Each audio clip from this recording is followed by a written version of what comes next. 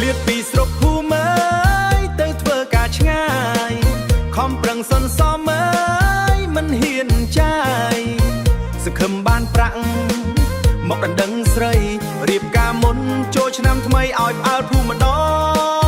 ង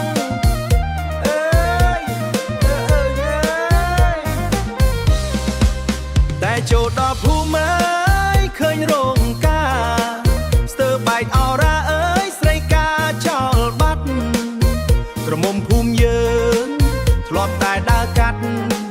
ឥឡូវមានប្តីបាត់ការអស់ឡើងស្ងាត់ភូមិ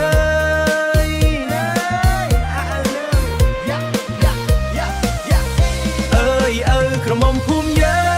ងការអស់ហើយទាំងអាលីនទាំងអាឡែអារីអារម្មណ៍អារីមអារ៉ៃ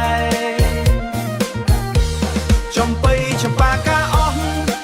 ស់នៅតែកំឡោះងើយកូនឪគ្មានគូសោះ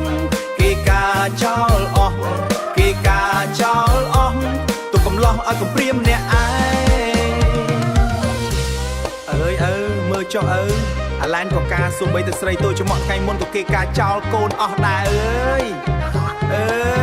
កុំយំអីកូនចាំឆ្នាំក្រោយទៀតតកូនក្រៃលោមានមេម៉យណាទើបតែលែងប្តីចាំដណ្ដឹងទុកឲ្យភ្លាមណាកូនណាជឿតែទៅមិនខុសទេកូនចឹងអូខេឮស្ដីប្រាប់